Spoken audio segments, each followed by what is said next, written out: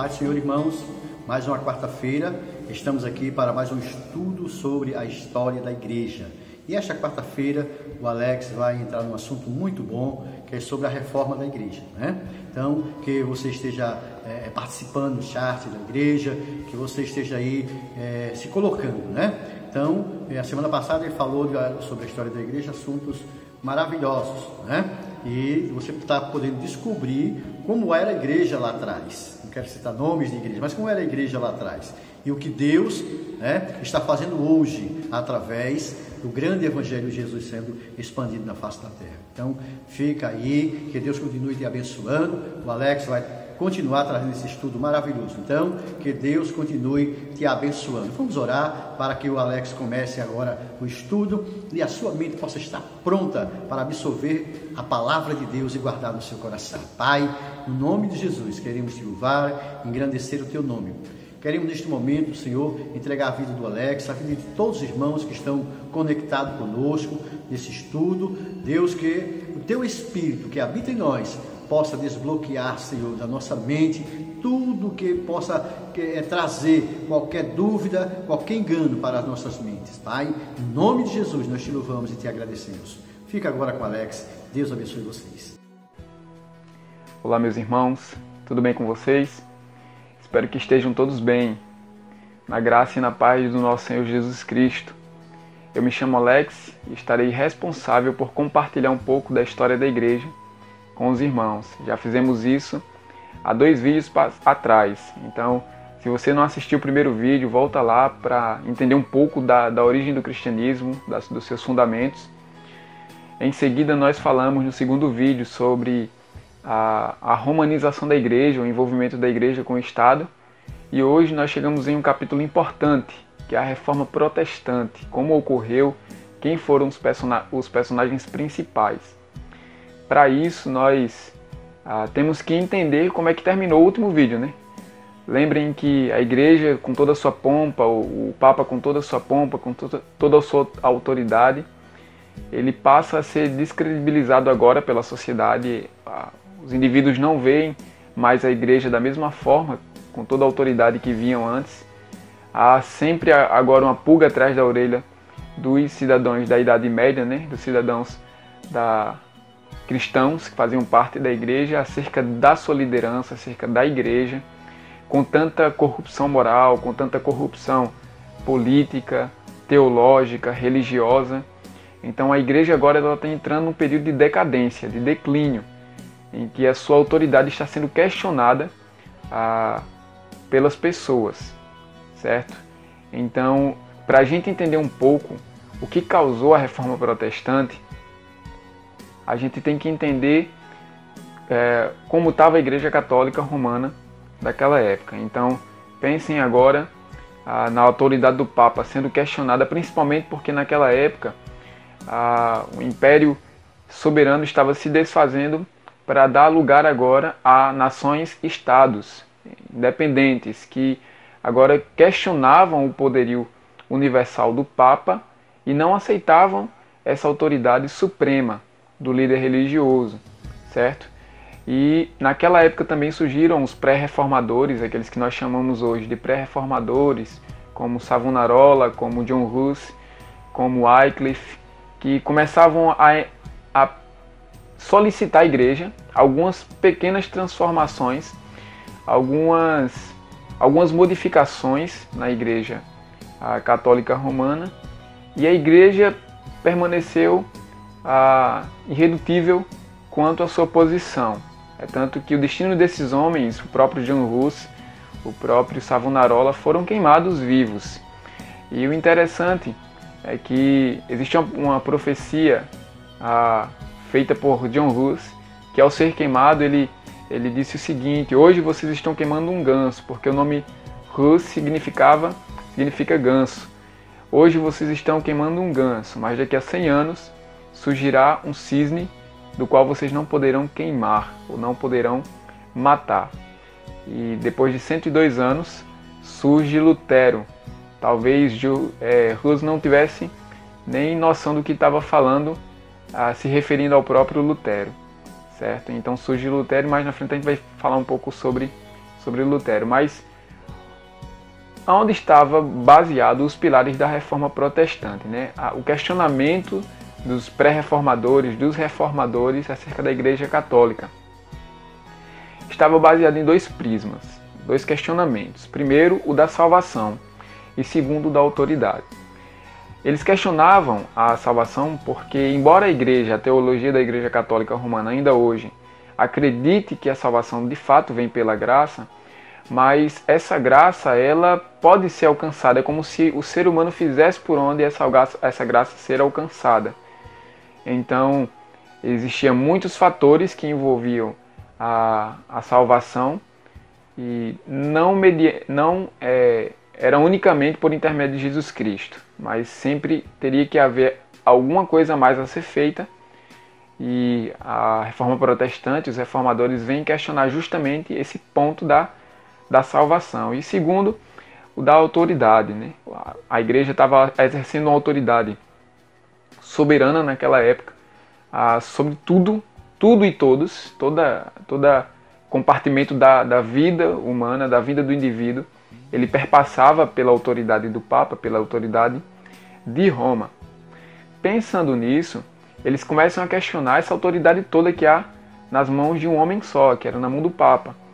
E esse questionamento, esses dois questionamentos, eles vão ser a base do questionamento dos reformadores, certo?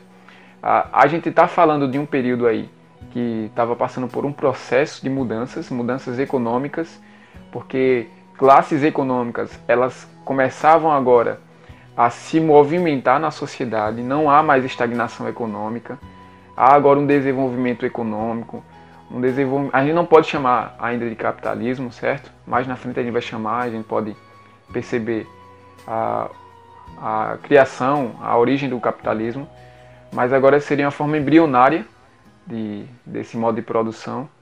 E agora vai começar a desenvolver, vai começar também a mudança social, em que o filho do escravo agora, o filho do servo, ele poderia se movimentar na sociedade aos poucos. Ele não necessariamente teria que morrer servo, nem um camponês teria que morrer camponês. Então a Reforma Protestante também vai avançar essas mudanças, né? Há também mudanças religiosas com a própria Reforma Protestante, mudanças educacionais, intelectual, o ensinamento agora que até então era direcionado a uma única classe, que seria dos nobres e do clero, que eram as únicas classes que poderiam ter acesso à educação, ela passa agora a ser pré-requisito de todo mundo. Agora vai ser dado origem ao ensino público universal. Os reformadores, eles vão prezar muito por essa ideia de que todos merecem e precisam ser educados acerca das letras, acerca do conhecimento intelectual. E a gente vai ver muito essa insistência dos reformadores acerca do ensino do latim, por exemplo, para que todo mundo pudesse ter acesso à Bíblia, que até então só era, e a missa também só era escrita, só era feita em latim, certo? Então começar a acontecer mudanças na sociedade. Como eu falei para vocês, a gente nunca estuda história, apenas história, sozinha, isolada. A gente tem que estudar a sociedade, a gente tem que estudar a política, a gente tem que estudar a economia e perceber que aconteceram essas mudanças na sociedade, certo? A igreja vai se utilizar muito disso, a Reforma Protestante vai se utilizar muito disso. Pensando nisso, a gente acaba com essa introdução, termina com essa introdução falando sobre essas mudanças, para entrar num personagem, talvez seja o principal personagem dessa Reforma Protestante historicamente. Houve muitos homens antes desse personagem, depois desse personagem, contemporâneos a esse personagem, que é Martinho Lutero, certo? Martinho Lutero marcou a sua época sendo o escolhido para dar início ao movimento de reforma protestante. Então, quem foi Martinho Lutero? Para a gente começar falando um pouco sobre o Lutero, pensamos agora na criação dele, uma criação rígida pelo seu pai. Seu pai era muito rígido na sua criação. E Martinho Lutero cresce como um homem medieval, comum, certo? Embora a gente esteja entrando, esse processo seja um processo inicial de entrada na história moderna, mas como eu falei para vocês, o homem medieval ele não dorme e acorda no outro dia, homem moderno. Essa ideia dessa transição, ela serve simplesmente para nos orientar. Mas o homem que a gente está falando, embora seja um homem introdutório à Idade Moderna, é um homem medieval com todos os conflitos medievais, com todos os problemas medievais. Então é um homem que, quando a gente olha para aquela época, a gente vai pensar na população, nos cristãos, com medo do inferno, com medo da condenação de Deus. E olhando para Deus como um velho carrasco, pronto a julgar e a condenar seu povo. Então, Lutero ele vai crescer com medo da justiça de Deus, com medo do próprio Deus. Vai ter uma época que Lutero vai até declarar que ele não amava a Deus, ele odiava a Deus por conta da sua justiça. E Lutero ele vai ter consciência plena dos seus pecados, certo? E vai também saber que de nenhuma forma ele poderia se justificar a ele próprio, né, ele mesmo. E pensando nisso, ele sabia qual seria o seu destino, a sua condenação diante da justiça de Deus. De acordo com isso, Lutero, certa vez, aos 22 anos de idade mais ou menos, ele está caminhando numa floresta e no meio de uma tempestade, um raio cai bem próximo a ele e ele começa a fazer promessas para Santa Ana, dizendo que se ele fosse salvo daquela tempestade, ele serviria agora, ele entraria num monastério, ele seria monge. E ele é livrado, né, claro que por Deus, dessa tempestade, e ele resolve cumprir a sua promessa, entrando para uma das ordens mais rigorosas da época, que era a ordem agostiniana, e agora Lutero vai viver a sua vida como monge, certo? Então, durante esse período no monastério, Lutero diversas vezes ele é flagrado se flagelando muito, com tanta intensidade, que até muitas vezes ele é pego desacordado por conta do seu flagelo, porque ele sabia que não poderia alcançar misericórdia. Ele tentava, mas eram tentativas inúteis, tentativas vãs. E certo dia ele é transferido ele é mandado, na verdade, para Wittenberg, para a Universidade de Wittenberg, e é na Universidade de Wittenberg que Lutero começa a ensinar a Bíblia, começa a ensinar teologia e se depara com o texto de Romanos 1,17, porque a justiça de Deus se manifesta, se revela no Evangelho de fé em fé. O justo viverá pela fé. E é sobre esse texto que Lutero começa a se deleitar na graça de Deus e a saber que a salvação não vinha por intermédio das obras, não vinha pelas suas próprias forças, mas que a graça de Deus ela se revelava ao ser humano como um convite amoroso. Então, a partir dessa ideia, Lutero ele começa a questionar algumas coisas que ele começa a perceber da Igreja Católica Romana. E é durante esse período que a Igreja, ela, com a proposta de construir a Basílica de São Pedro, o Papa ele começa a autorizar algumas vendas de indulgências. O que seria indulgências? As indulgências seriam um método de você pagar ao invés de fazer penitências, certo? Só que o Papa ele envia para a cidade onde Lutero estava, lá na Alemanha, um homem chamado João Tetzel, que era um homem escandaloso e que contrariava até alguns ensinamentos da própria Igreja Católica Romana. Em um desses ensinamentos, dessas palestras que ele dava ao público a respeito das indulgências, ele dizia que quando uma moeda no fundo do cofre tilintar, uma alma do purgatório saltará. Então esses ensinamentos eram ensinamentos loucos, do qual Lutero começa a perceber, e então ele escreve as 95 teses, que essas 95 teses ela vai se basear na crítica dessas indulgências, desses impostos que eram cobrados do Papa para as pessoas de forma exagerada. Então Lutero ele começa a questionar essa ideia e resolve escrever as 95 teses. Ele vai lá, prega essas 95 teses na porta da igreja de Wittenberg, que não era, irmãos, não pensem que isso era uma forma rebelde de lidar contra a igreja, não.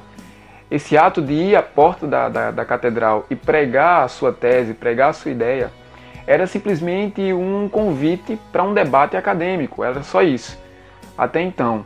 Só que com a invenção da imprensa, as pessoas iam lá, copiavam, essa ideia de Lutero ela começa a se espalhar até chegar no próprio Papa. Então causa uma grande confusão essas 95 teses na porta da catedral, que ela não mais vira um simples debate acadêmico do qual Lutero queria trocar algumas ideias a respeito dessa questão. Ele questiona, por exemplo, na tese 82, ele questiona se o Papa de fato tem poder para tirar alguém do purgatório e levar para o céu, porque ele não faz isso de graça, porque ele pede dinheiro pelas indulgências. E então Lutero questiona isso.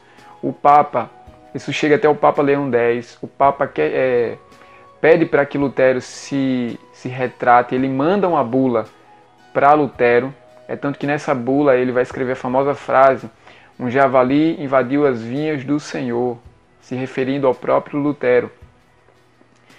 E ele manda essa bula papal para Lutero, e Lutero tem agora a responsabilidade de se retratar dentro de 60 dias. Quando Lutero recebe essa bula papal, ele queima a bula papal, bem como todos os escritos da Igreja Católica Romana, que eram originados do Papa, e ele queima em praça pública, certo?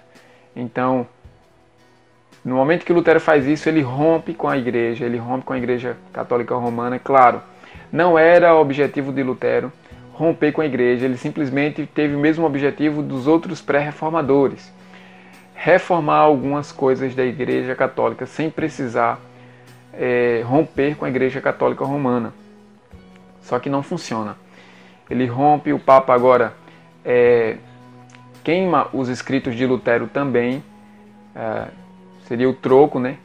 E Lutero é convocado pelo Império para a Dieta de Worms, para ele se retratar do que falou e do que fez, né? do que escreveu nas 95 teses. Só que quando chega na Dieta de Worms, Lutero não se retrata, e ele diz que eu não posso e nem quero me retratar, porque ir contra a consciência não é nada bom, que Deus me ajude, amém. Então Lutero agora não só estava brigando com a Igreja Católica, mas com todo o Império, com o próprio imperador. Então Lutero ele é sequestrado pelo seu amigo Frederico III, ou Frederico Sábio, e Frederico sequestra Lutero para ele não ser morto pelo imperador, porque agora Lutero estava excomungado da igreja e perseguido pelo imperador, condenado à morte. Então, esse sequestro de Lutero, o Frederico coloca ele em um castelo, e nesse castelo, durante esse período, vai ser o período mais produtivo da vida de Lutero. Lutero vai escrever a Bíblia, ou vai traduzir a Bíblia do latim para o alemão, e escrever outros tratados, outras questões teológicas. E durante esse período começa a acontecer as mudanças que Lutero tanto queria.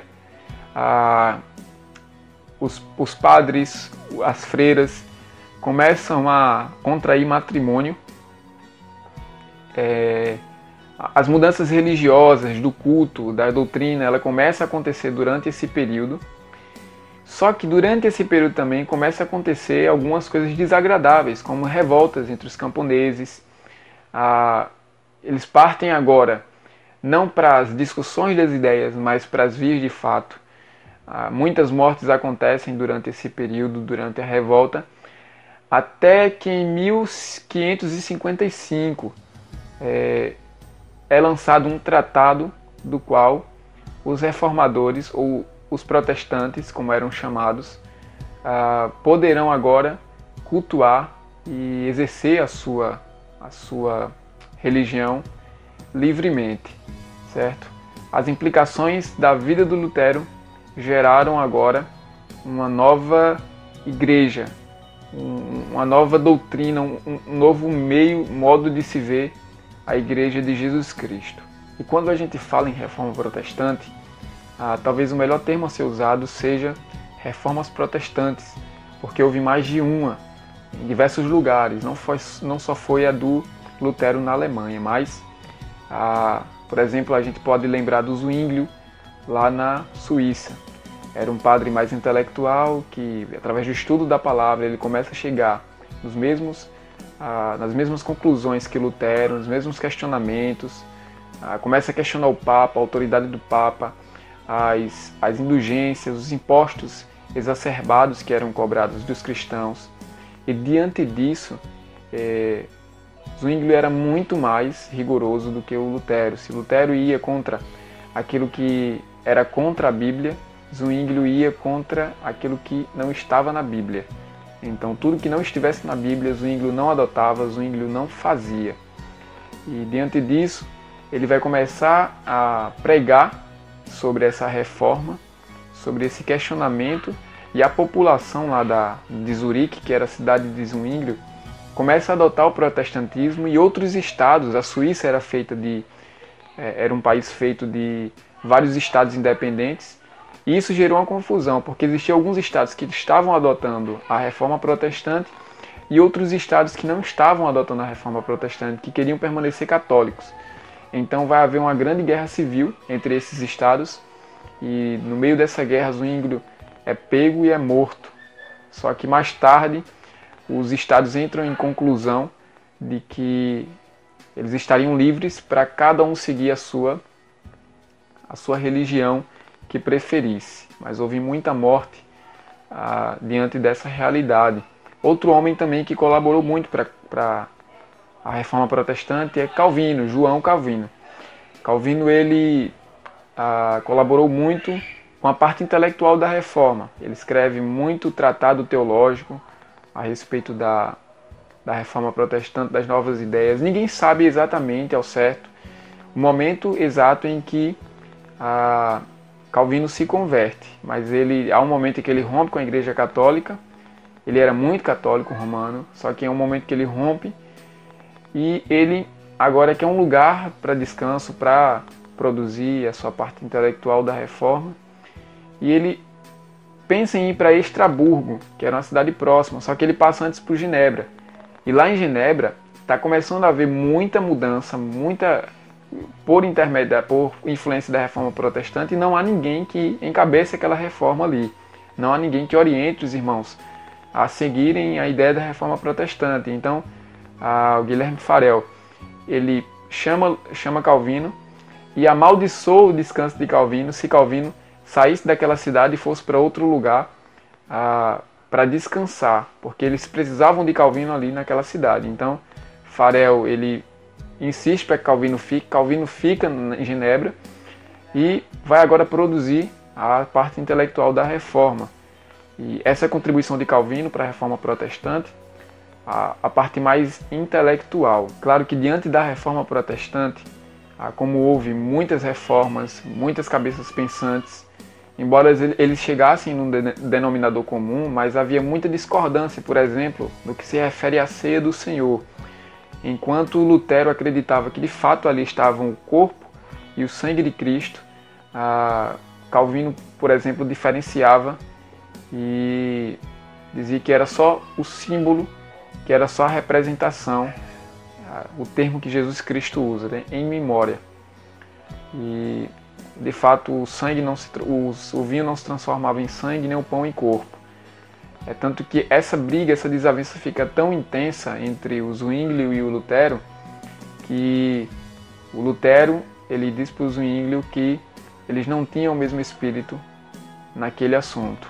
Então vai um para o lado, outro para o outro, e houve muita coisa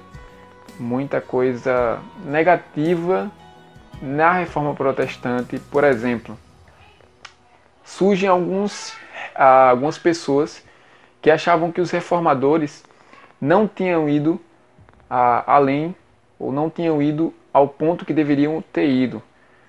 Eles deveriam ter avançado. Esses homens eram os anabatistas, ou os rebatizadores, como esse termo ele é traduzido.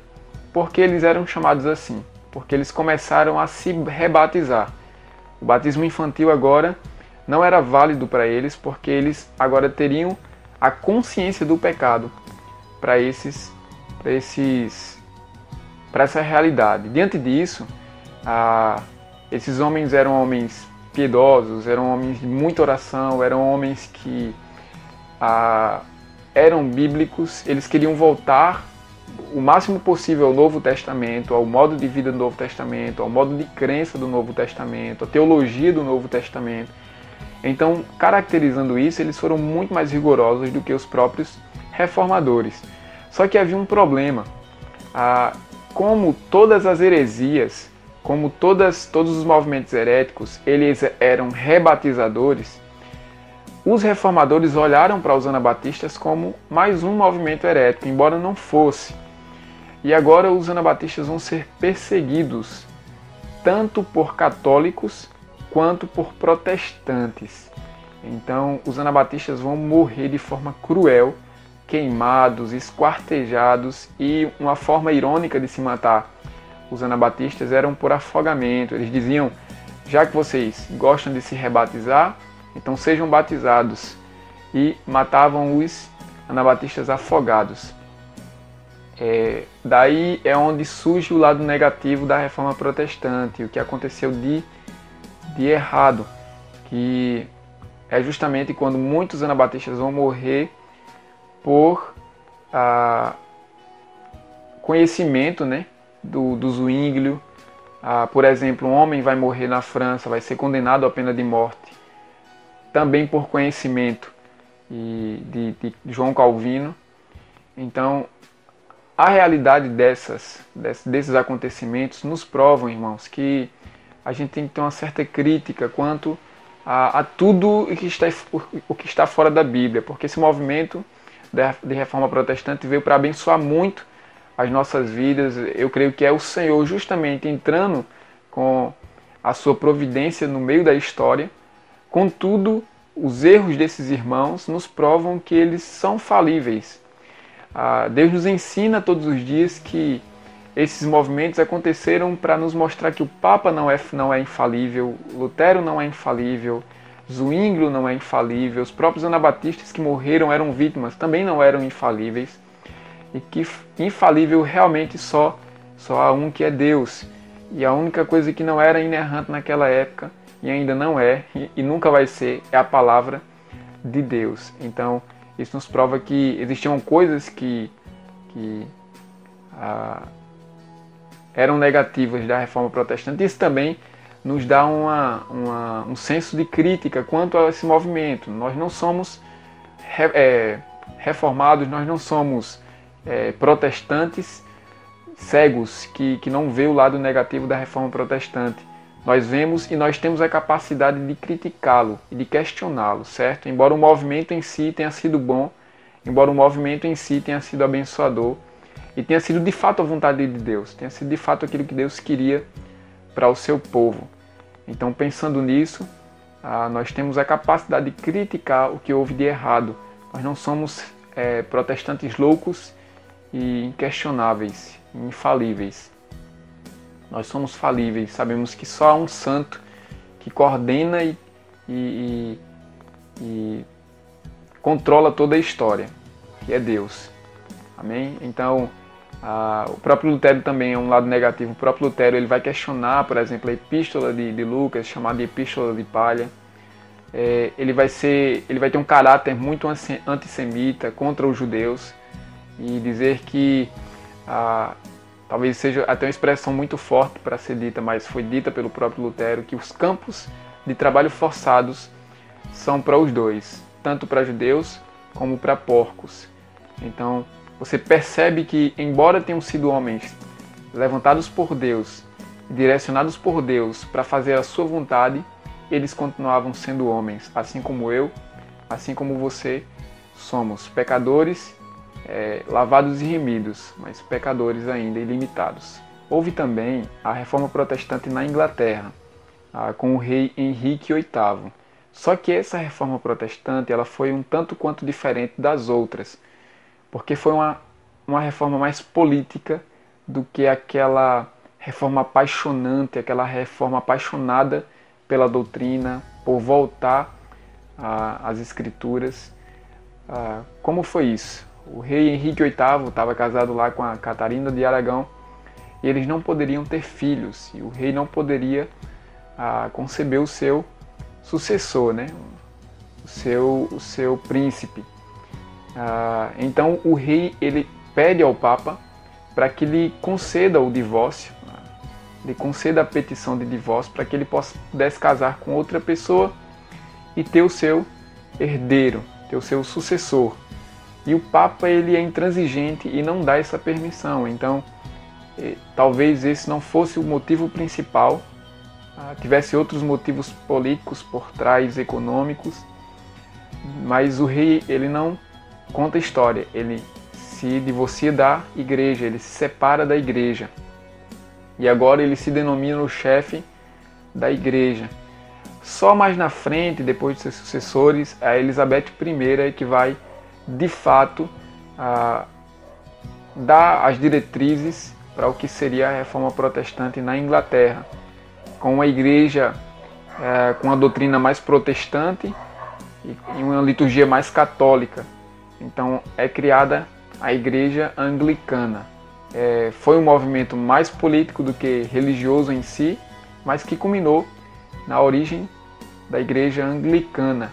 Mais tarde a Igreja Católica ela vai fazer sua própria reforma, a Contra-Reforma que nós chamamos, e ela vai condenar os protestantes como um movimento herético. Até hoje nós somos conhecidos, talvez pelos católicos mais tradicionais, como os rebeldes, os filhos rebeldes que saíram da casa do pai e precisam voltar urgentemente. Espero que isso nunca aconteça. Mas desde o Concílio de Trento, eles condenaram os protestantes como heréticos, como movimento herético. Mas você percebe que no Concílio de Trento houve algumas reformas, pequenas reformas dentro da Igreja Católica. Eram reformas que já estavam previstas antes mesmo do Lutero, do Calvino, do Zwinglio. Quando foram questionados lá pelos pré-reformadores, a Igreja Católica já pensava em se reformar alguns aspectos, né? Embora não fosse em todos. Mas houve nesse Concílio de Trento uma espécie de reforma protestante, uma espécie de reforma católica, perdão, irmãos.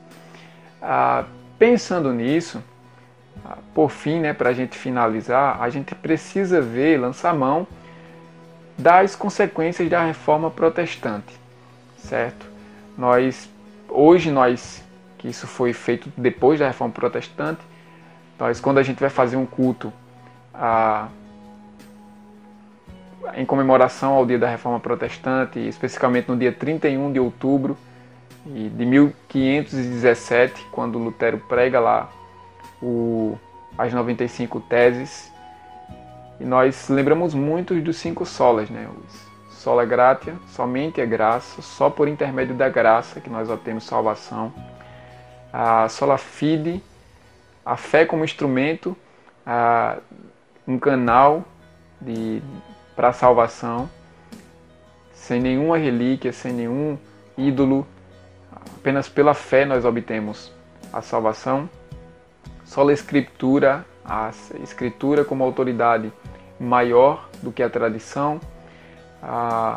Solus Christus, somente a Cristo devemos dever toda adoração. E soli Deo Glória, somente a Deus toda glória. Então, a igreja que é reformada, ela tem que ter base nesses 5 princípios, nesses 5 solas que nós chamamos. Então, quando nós vemos uma igreja que não tem a Escritura como autoridade suprema, e sim existe uma pessoa que é conhecida como profeta na igreja, que dá uma nova profecia, que vai contra a Bíblia, que não está na Bíblia, talvez essa igreja não seja uma igreja que encontrou os princípios da reforma ainda, bem como aquela igreja que se esquece da fé, da graça como único meio de salvação, que se esquece que não pode fazer nada para ser salvo. Talvez essa igreja ainda precise se encontrar como igreja reformada, como igreja protestante. como consequência da Reforma Protestante, nós podemos perceber também a educação universal, essa educação pública que nós conhecemos hoje, ela foi originada lá,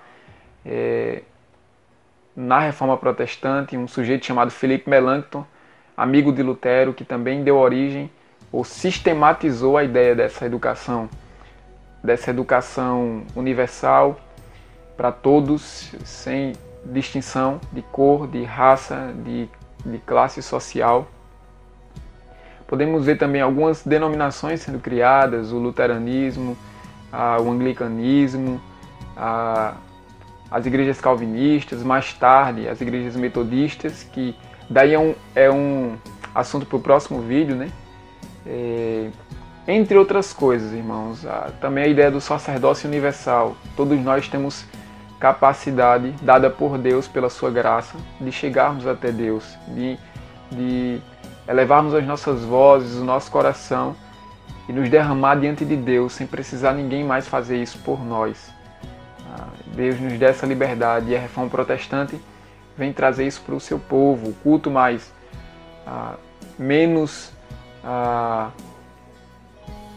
elaborado do que acontecia na igreja católica romana, um culto mais simples, um culto mais direto a Deus, com músicas, com orações, com leitura da palavra, com exposição da palavra. Então agora nós temos a capacidade de cultuarmos a Deus dessa forma. Então são coisas boas, maravilhosas, que foram dadas pela Reforma Protestante. Embora aconteceu coisa de errado, boa parte, a maioria dela, foi direcionada por Deus para o bem da sua igreja, um retorno aonde Deus queria que a igreja tivesse. Amém?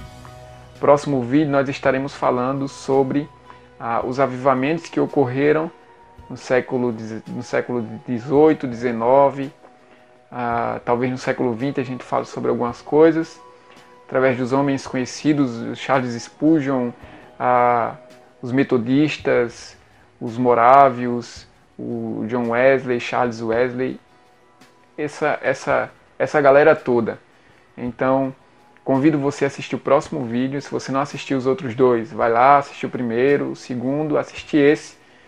E a gente vai terminar com os avivamentos e os movimentos missionários, que nós tanto conhecemos. Então vem conosco e não fique de fora, tá bom? Um forte abraço, irmãos. Fiquem com Deus. Que Deus nos abençoe. Graças a Deus, queridos, chegando ao final de mais um estudo, né? Que você possa ter aprendido da parte de Deus.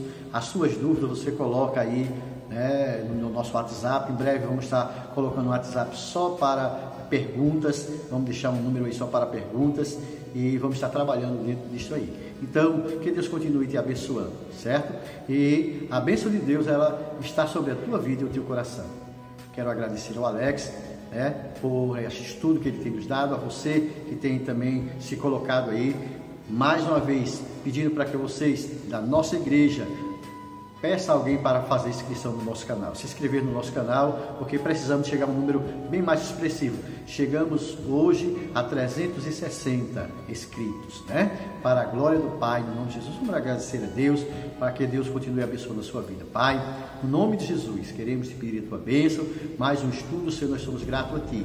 Obrigado pela vida de Alex e todos aqueles que participaram desse estudo, Deus, que o Senhor continue abençoando no nome de Jesus. Que Deus abençoe a todos, uma semana abençoada no nome de Jesus.